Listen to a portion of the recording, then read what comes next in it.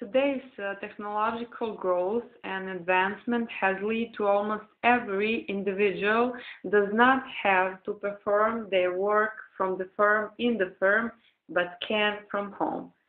Start of progress has seen when created the first IBM PC 981, then when it launched the first version of a computer program Windows in the mid-80s.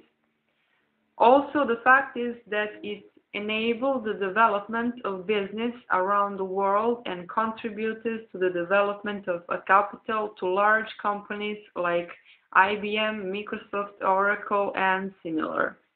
One of the states which provides its citizens to be educated in the field of technology is definitely India, only a lack of which cannot provide a chance of employment, and many Indians go to America to find a job, which turned out to be very productive for both sides, to resulting in an increase of innovation, new business projects, where the level of development of technology has reached a higher level, and therefore the market is expanded.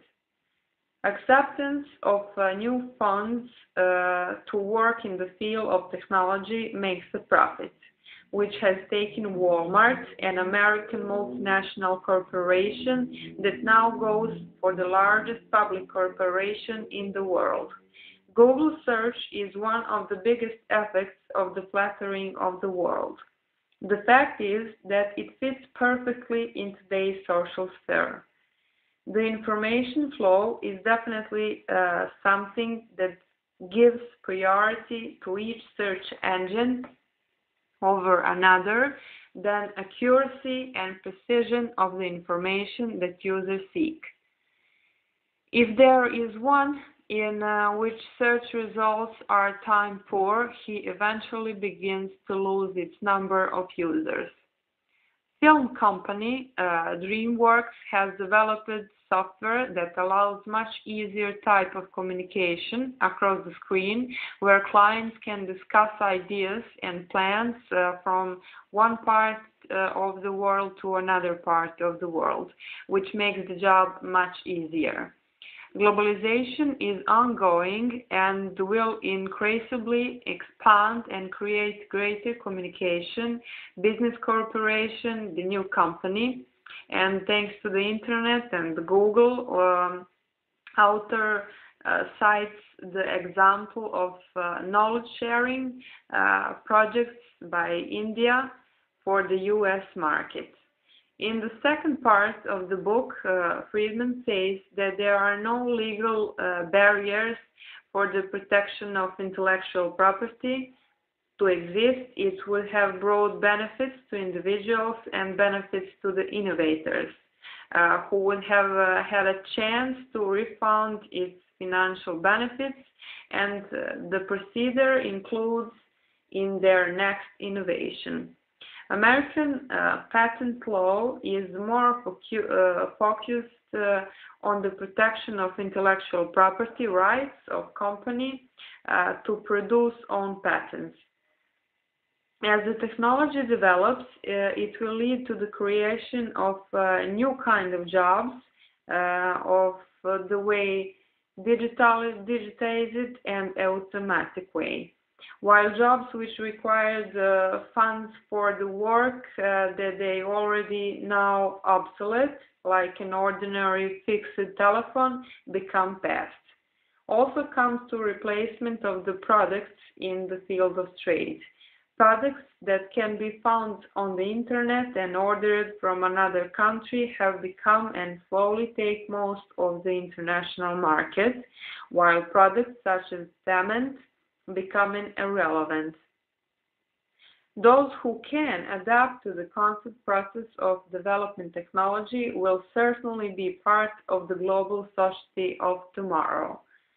The fact that the already existing internet tools are helping to develop business ideas, and that in the whole sphere there is a multitude of jobs, and that we have actually opportunity to create their work and the widest possible audience.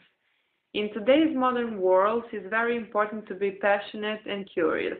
These factors the author compares with the intelligence of every human being, even saying that they are above intelligence. Through these two factors, we are able to constantly practice is progress of learning and creating. American program in the global economy means research and creativity. America also has a huge amount of capital, orderly system of rules and laws, why she is successful. Resources for the institution that offer the highest level of education are the success of any capital circulation. Key that America has the confidence that it's offered to its innovators, which is again based on the law. Laws and rules are very important for each country. In the last part of the book, Friedman says that there is a threat, there actually exists a threat to American global economy because half of scientists and innovators crosses the age limit of 40 years, even more. Also, the number of American citizens in the age of 18 to 20, which are graduated, is in decline. On the other hand, the number of the graduates in Asia and Europe began to rise in relation to the number of graduated in America in the field of technology.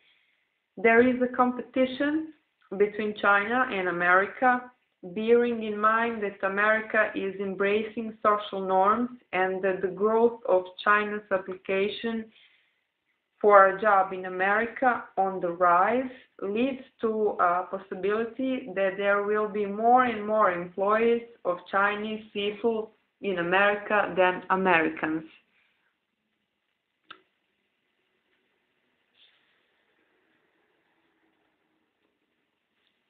Technology definitely affects the economy, affects the performance of the work of each person.